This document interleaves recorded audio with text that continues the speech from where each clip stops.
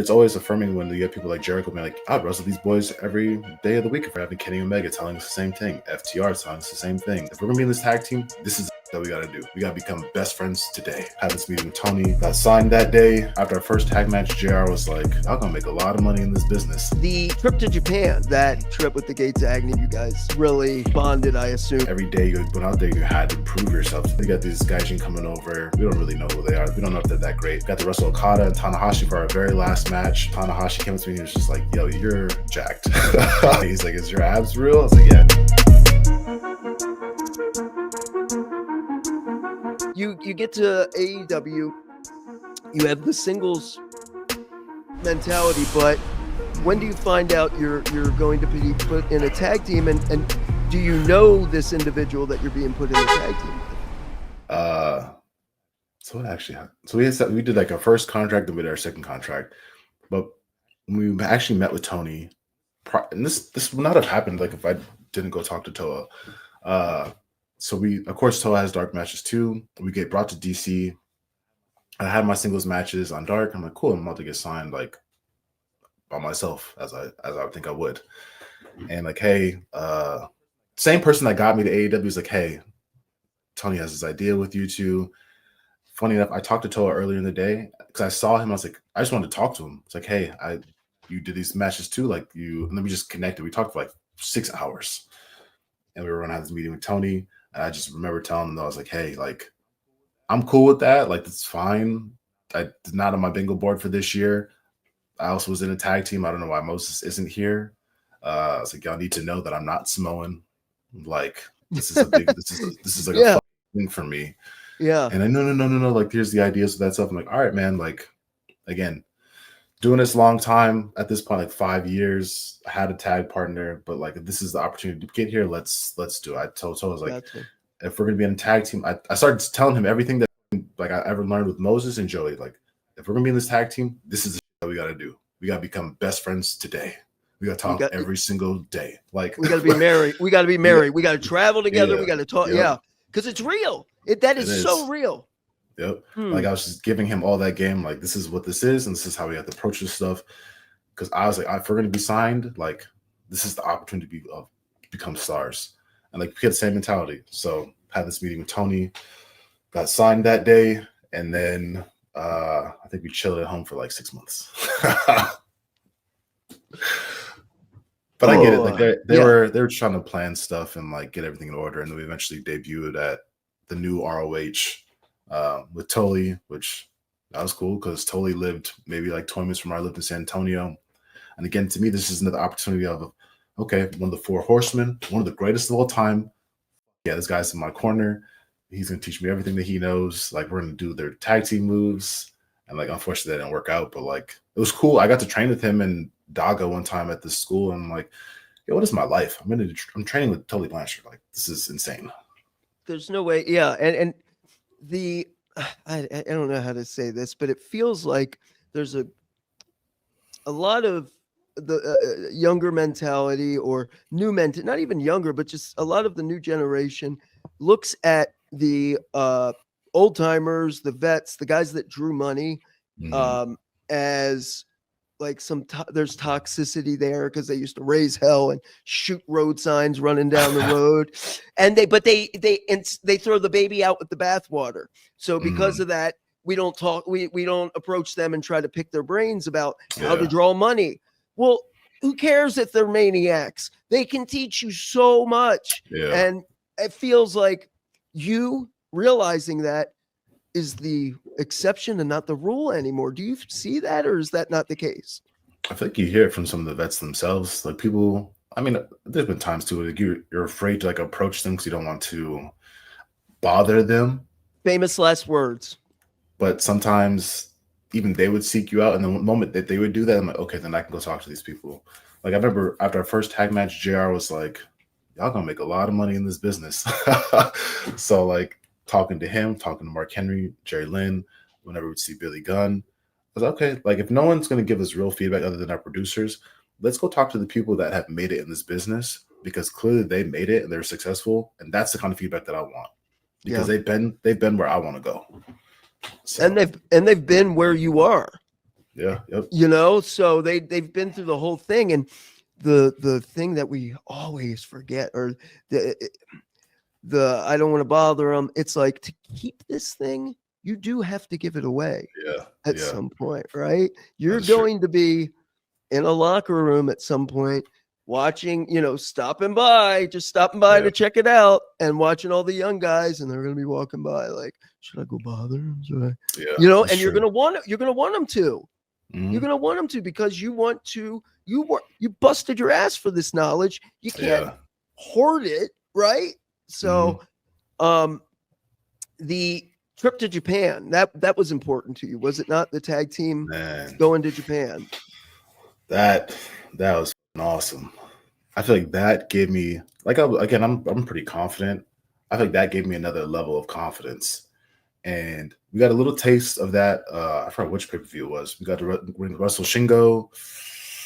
Oh, I can't remember the other two guys' names, unfortunately. But I got to have like the sequence with Shingo, and I remember stopping him at the hotel later, and I was like, "Hey, any feedback?" Like he's like, "No, you're good." But I got to wrestle them, and that was like my first experience wrestling people not from the US. So like, of course, think Mhm. about the language barrier, but you learn wrestling is universal. You get this stuff Yeah. fairly together quickly. But then going to Japan, I was like, all right, this is a good test, because the TV is one thing, but like, all right, now this is like our first tour. We're there for 23 days. That's a long time. We have 17 matches. Never done Wow. that before. And then some place I don't understand the language. And yeah, we'll figure this out. Um, that tour, man, that's probably gonna be like, if I never get to do it again, that's probably gonna be like one of the best experiences of my life. Because you feel like every day you went out there and you had to prove yourself to these people. Because even the first day that you get there, everyone's a little, okay, they got these guys coming over. We don't really know who they are. We don't know if they're that great. They're not even like that approachable to you. But then by the end of the tour, everyone's hugging. Everyone's like, yo, brothers. We got to wrestle Okada and Tanahashi for our very last match. Wow. And like Tanahashi came up to me, he was just like, yo, you're jacked. He was like, you look great. He's like, is your abs real? I was like, yeah. He's like, It's your abs, really? Yeah. this guy. And just like everyone was easy to work with. And I feel like Toa and I got into a really good groove. And Mhm. for me too, I told him, I was like, yo, this is 17 matches, but this is 17 promos live. And if we're not practicing, we're not memorizing anything, you have to do this whole match, the whole presentation of the match, and I have to remember these ideas for this promo. And I'm not going to tell them to do it twice, so I'm going off the cuff. And like Yeah. I feel like we've got to grow, because there's some people bring it. There's like this one promo I did after that House of Torture, and they're like, "Oh, like Mhm. you can talk." I was like, "I've been able to talk. Y'all just don't ever watch me." It's like, Right. so that was, and I wanted to come back to that respect of like, you go to Japan, you conquer Japan, and you come back, and I feel like you become like a bigger star, you get more opportunities. Like, mm, Right. yeah. So, Right. but it was an amazing trip. In and of itself, as a standing on its own accord, Mhm. that trip with the Gates of Agony over there, you guys really bonded, I assume, and Oh yeah, we you're were like, you can together. drop. Yeah, every Go together ahead. every day, every day together, working out. We had the same routine too. It's like wake up, hit the gym, come back, bus. I love that when you go over there, people warm up before these shows all together. They have this stretching routine. I'm like, that's fucking. I love routine. So this is like how you're doing this with the boys every time, and there was so much respect for that. Like you got your own space, you have all this room. Like you get treated like a star. You go to these dinners, people pay for all your food. Like wow, I loved it. Is it more communal over there, where over here in American wrestling, it's like, I'm focused on me, make it like, is it more of a team effort over there? Because you said everybody's stretching together, kind of, I or am think I so. miss? It felt. Yeah. I mean, I might have not been privy to like what else is going on because I don't speak the language, but to me, it felt like that.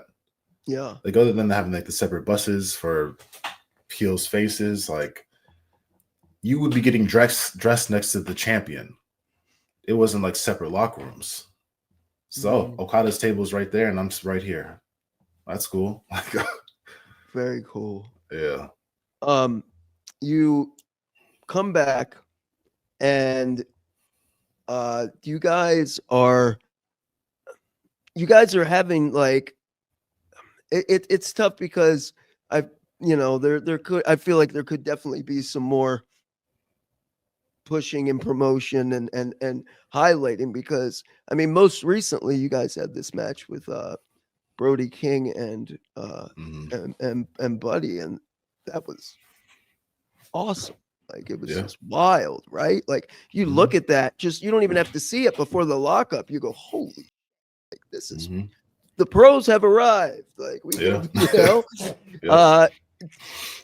when you know you knock it out of the park, and or you're in there with like Chris Jericho's and you're looking like you belong. Is that reassuring, or is it one of those things where after it happens, then the next thing that you're waiting for maybe doesn't, and it's like, what are you going through internally with that? Oh, that's a hard balance. Because after that match of the Hounds, Brody and Buddy, I didn't feel the way that I thought that I would felt. So like it was good. I appreciate it. It was fun. Like those are like the only two people that we have not wrestled yet. But it's always affirming when you get people like Jericho being like, I'd wrestle these boys every day of the week if we did a tour all the time. Or having Kenny Omega telling us the same thing. FTR telling us the same thing. Everyone that we've ever like wrestled tells us to our face that we were good. So I'm like, that's reassuring. There's not too many tag teams that look like us. We've been compared to like Legion of Doom or whomever. I know that we're both good workers, look great, look different. And then I just have this other thing, and I feel like I've heard someone say it before in an interview. I'm like, okay, like what's next? And I try to be in the moment because there's been matches where I've had and I can't sleep and I'm laying in the bed at 4 a.m. like, what the fuck is my life? And then I have other matches like, all right, this happened, but like what's actually happening? Yeah. Like I want to be I want opportunities. I want to we have all these matches in Ring of Honor, yet we've yet to have a title shot, which is crazy to me because we're like 20 into like who's beating us realistically. Right.